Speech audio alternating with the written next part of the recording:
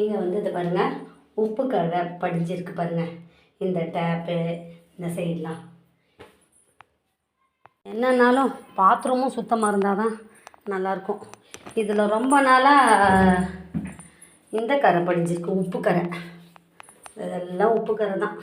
இந்த உப்பு கரை இப்போ எப்படி எடுக்கணுன்றது பார்ப்போம். நான் வந்து அதுக்கு இந்த புளிச்ச மாவு வச்சுருக்கேன். இந்த புளிச்ச மாவில்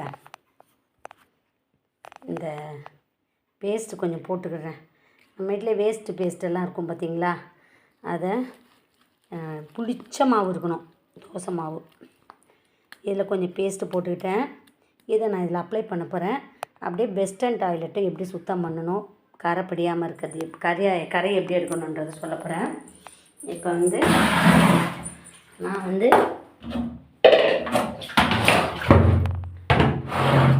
இப்போ இதை இப்படி அப்ளை பண்ணிக்க போகிறேன்.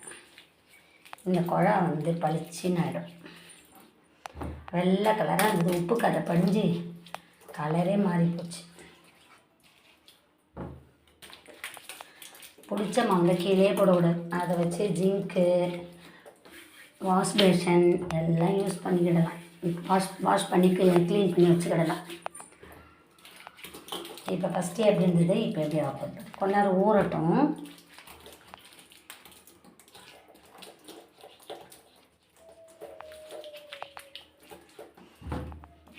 பேஸ்ட்டும் புளிச்ச மாவும்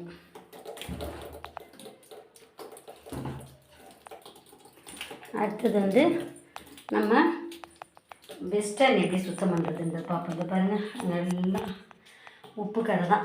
இப்போ ஹார்பிக் தான் வெஸ்டர்ன் டாய்லெட்டுக்கு க்ளீன் பண்ணுறதுக்கு. நம்ம அது மட்டுமே இல்லை, லைசால் கூட போட்டுக்கிடலாம். நம்ம வீட்டில் எந்த பொருள் இருக்கோ அதை வச்சு நம்ம யூஸ் பண்ணிக்கிடலாம். இதை பாருங்கள், நான் கொஞ்சம் லைசால் இப்படி ஊற்றிக்கிட்டேன்.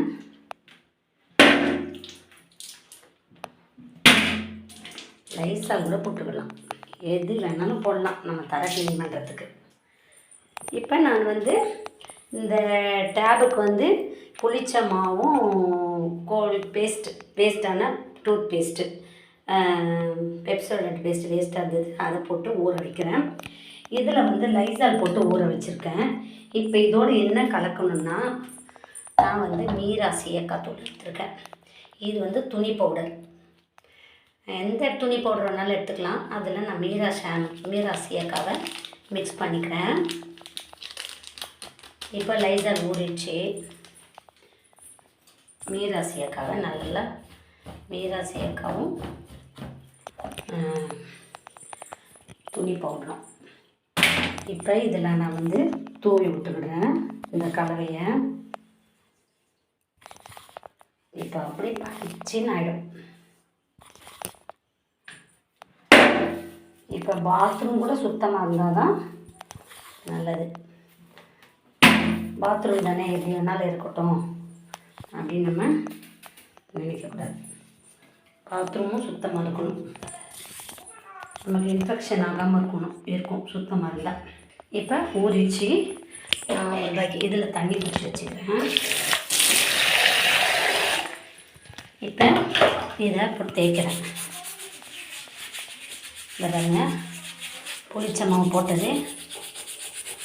இது ஒரு ஸ்க்ரப்பர் எடுத்து தேய்ச்சிக்கிறேன். வெறும் குழா பளிச்சுனாவது.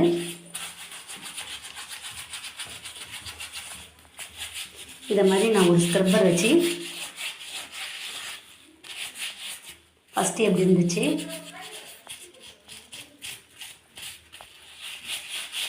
உப்பு கரை இன்னும் ஸ்டீலில், ஒரு சில வீட்டில் ஸ்டீலில் இருக்கும் குழா, அந்த ஸ்டீலுக்கு இன்னும் நல்லா கேட்கும். இதுனாச்சும் பிளாஸ்டிக்கு. இது ஸ்டீல் குழா இருக்கவங்க புளிச்ச மாவையும் பேஸ்ட்டையும், காலி பேஸ்ட்டு இருக்கும், பேஸ்ட் இருக்கும், இதெல்லாம் எது வேணாலும் எடுத்து போட்டு இந்த மாதிரி அப்ளை பண்ணி தேய்க்கும்போது குழா பளிச்சுன்னு ஆகிடும்.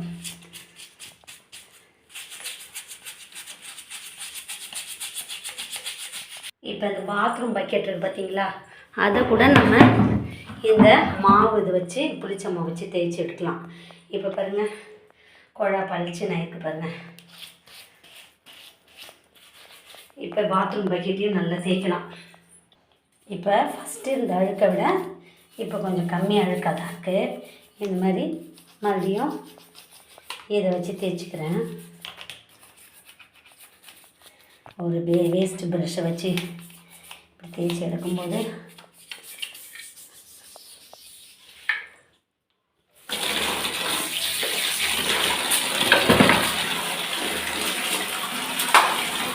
இந்த மாவையே வச்சு தேய்ச்சிக்கிட்டேன் செவரெல்லாம்.